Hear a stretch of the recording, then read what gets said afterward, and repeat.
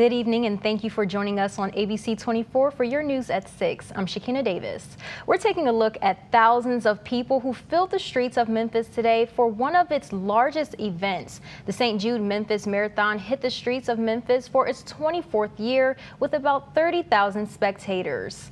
This video isn't up just yet, but there was a portion of 22,000 runners who participated in the 26.2-mile run. The race included a 5K, 10K, a half and full marathon. These courses ran through downtown, the St. Jude campus, the Medical District, and Midtown.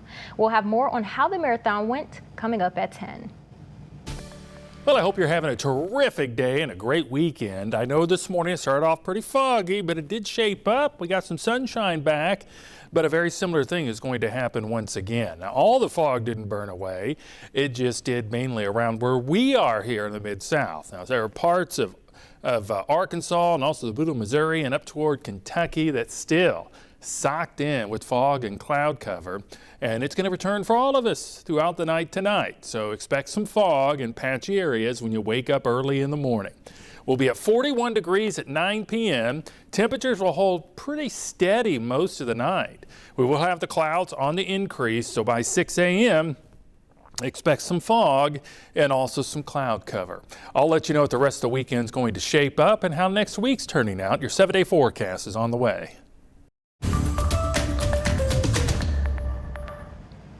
A woman is dead tonight, and police say she knew the person who pulled the trigger. Now a man is in custody in connection to the shooting. It happened around 1:30 this afternoon on Fair Oaks Avenue near Jackson in the Heights. Memphis police say the woman initially survived the shooting but died from her injuries at the hospital. At last check, no suspect information has been released as police say the investigation is ongoing. News right now, a 17-year-old student is recovering after a shooting near Overton High School left him in critical condition Friday morning.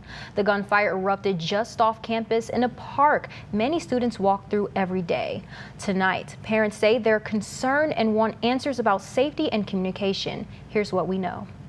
Memphis police say officers were called to reports of shots fired just after 11 a.m. at a park near Overton High School in the 4800 block of Willow Road. Investigators say the shooting did not happen on school property, but in the park next door. The victim, a 17-year-old male student, was shot in the chest. He was rushed to Regional 1 in critical condition, and police say he has since been upgraded to stable. According to preliminary information from MPD, 2 male suspects were last seen leaving in a black sedan, attempted to rob the teen before opening fire. No arrests have been made. The school went into a temporary lockdown as officers secured the area. One resident says her granddaughter attends Overton High. She says it's frustrating parents weren't notified of the shooting sooner. They call us for everything else, or text and email, but they did not inform us of this until I called the school. And they should have. Because the children's lives could be in danger. They play in this park over here, which is right between the community center and the school. The shooting remains under investigation. Anyone with information is urged to contact Crime Stoppers at 901-528-CASH. And this isn't the only incident this year at that park near Overton. This past April, a 17-year-old girl was shot and rushed to the hospital. Shortly after the shooting, Memphis police arrested and charged a 16-year-old boy with attempted first-degree murder. Investigators say the victim was in a fight at the same nearby park just before the shooting. Thankfully, she recovered from her injuries. And a Fayette County teen is in custody this evening for social media posts threatening violence at Fayette Ware High School. According to Fayette County sheriffs, a 15-year-old was taken into custody at his home after an out-of-state multi-agency investigation tipped off local law enforcement to the threat. The teen is facing a felony charge. However, the incident did not take place on school grounds or during the school day. The incident is still under investigation.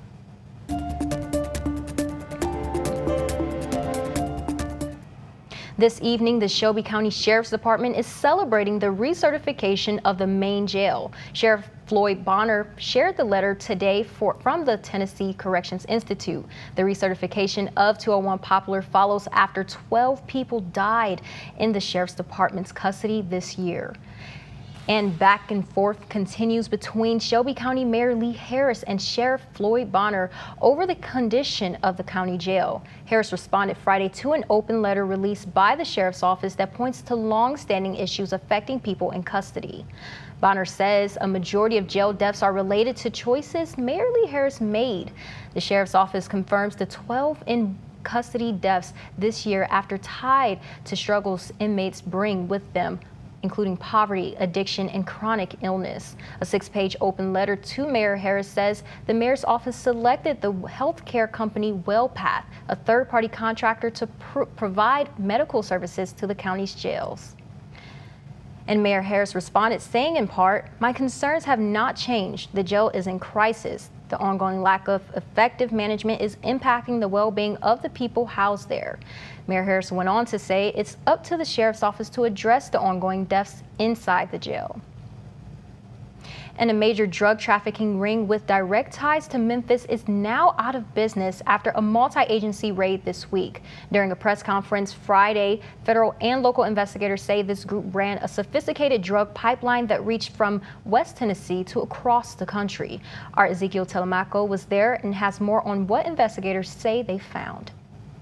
Federal and local investigators say this group ran a sophisticated drug pipeline that reached from West Tennessee into Oklahoma, Texas, and California. According to the indictment, the organization operated from June 2024 through November of 2025. 14 of the 15 people charged were arrested during raids on Wednesday. Prosecutors identified 49-year-old Myron Armstrong of Memphis as the alleged leader. 8 people are also accused of laundering money connected to the operation. Agents say the investigation called Ben Getting Bags led to significant seizures. That includes about 207 pounds of marijuana and nearly 1,850 cultivated plants grown in Tennessee and Oklahoma. Investigators seized more than $550,000 in cash and close to 50 firearms. They also seized jewelry and vehicles worth more than $1 million.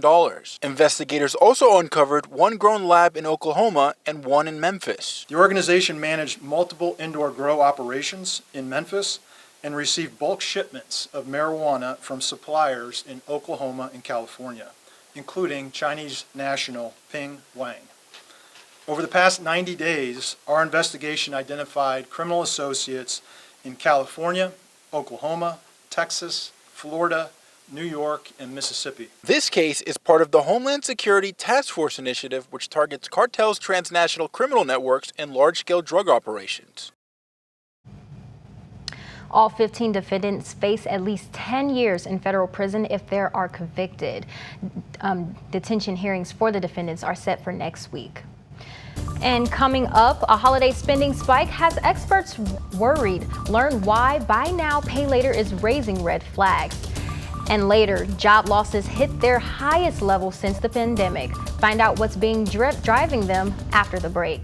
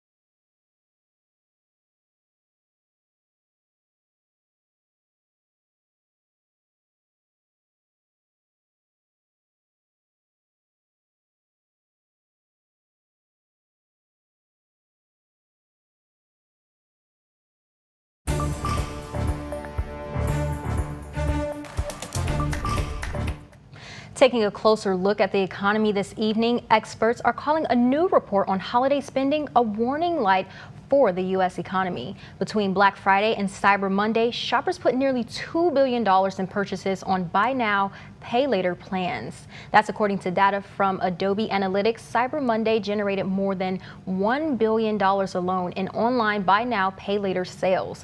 People mainly use the services on things like toys, electronics, and apparel.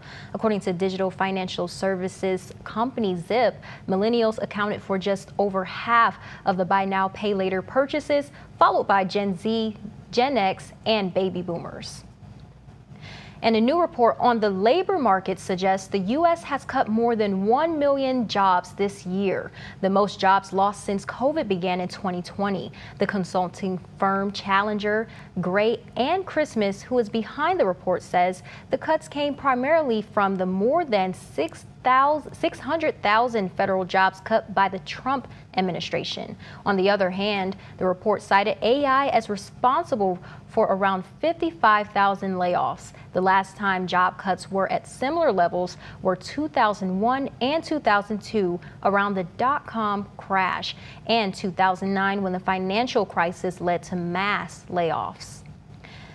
And the number of Americans having their homes foreclosed is surging, up more than 32% from this time last year.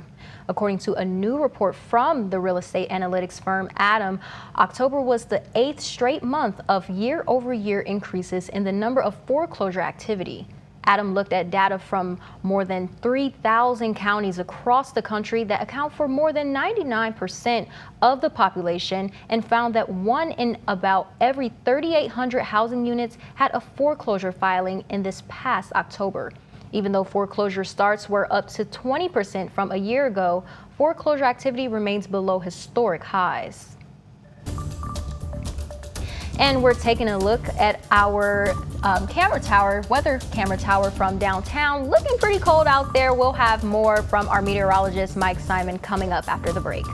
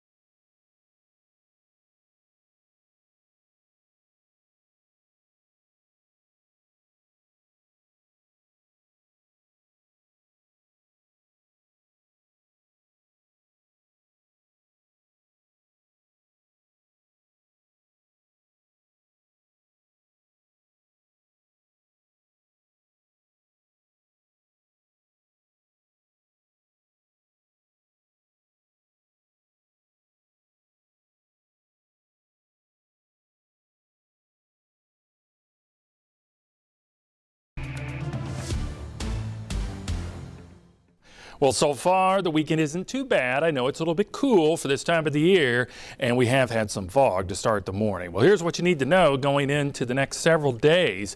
We are going to have mainly below average temperatures just about each and every day, for the exception maybe one or two. Well, patchy areas of fog forming once again overnight tonight through early Sunday morning.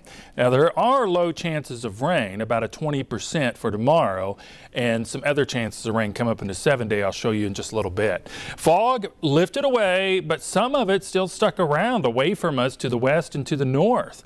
We are caught between two different systems, conveyor belt of moisture shooting across the southern states, and also a storm system trying to take shape back up toward Iowa and Missouri, producing snow and rain. For us, we're going to have little chances of rain over the next 7 days. Just some slight chances for some isolated light rain showers. So overnight tonight, it will be a little foggy in areas, and we are going to have temperatures get down into the 30s. Middle 30s, a little colder toward Corinth. It'll be 34 degrees, almost freezing there. While it'll be 39 degrees in downtown Memphis, it'll be 39 degrees down in Clarksdale with just a little more clearing than everywhere else. The afternoon, once that fog ends up lifting away and dispersing, we're still going to have a lot of clouds on the increase, and that'll be continuing throughout the afternoon. There is a slight risk of an isolated shower later in the day, but I think most of it's going to remain dry. We're going to have temperatures close to 50 degrees for just about everyone. Further north you are, you may end up being in the mid 40s. So how far of our temperatures from average this week? Well, we do warm up. We get up above average for a couple of days. The average is 56, but most days below average. Monday, kind of chilly, 13 degrees below. And then as we go into the following weekend, we're going to have temperatures plunge once again. So here's your hour by hour. We'll start you off and show you tonight. Clouds overtake us, fog forms, and it is pretty thick across the area. And then throughout the afternoon, there may be some holes of sunshine, but it'll be very difficult to come by. So we have mostly cloudy skies and a slight chance for a raindrop or two. About a 20% chance is all we have. A couple of breaks. Another possibility for some light rain showers Wednesday and Thursday. But if you see the next 7-day rain totals, not very much whatsoever. Extremely light amounts. So tonight, fog, 39 degrees. Tomorrow, 53. Not a bad day, really. We're just going to have limited sunshine if you get it at all. Then afterwards, sunshine returns to start our work week, Tuesday especially, and temperatures will be moderate as we go through the week, generally below average.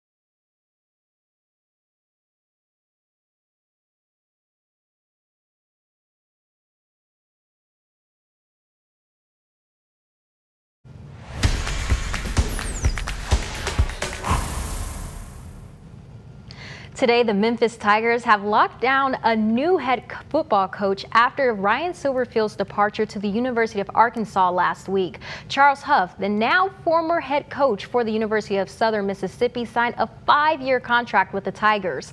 Huff actually began his coaching career at Tennessee State University. He's hailed as an expert recruiter, and this season he led the Southern Miss Golden Eagles to a record of 7-5.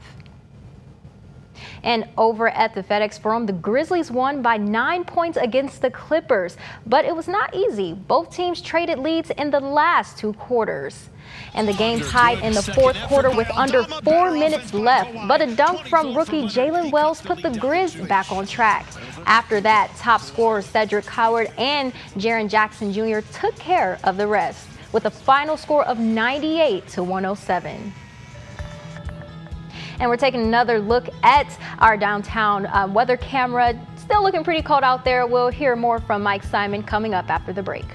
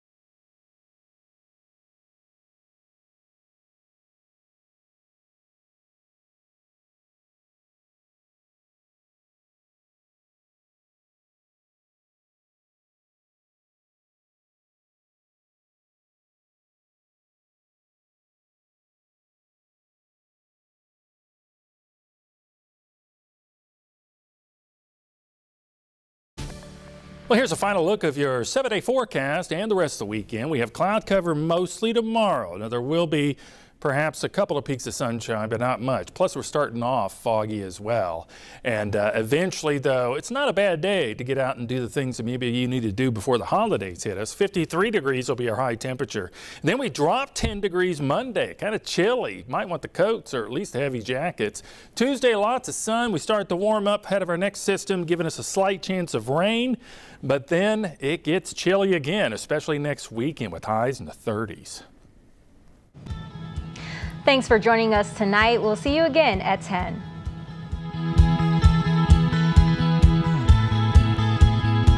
Continue with us and watch free now on the 24 Plus app everywhere you stream.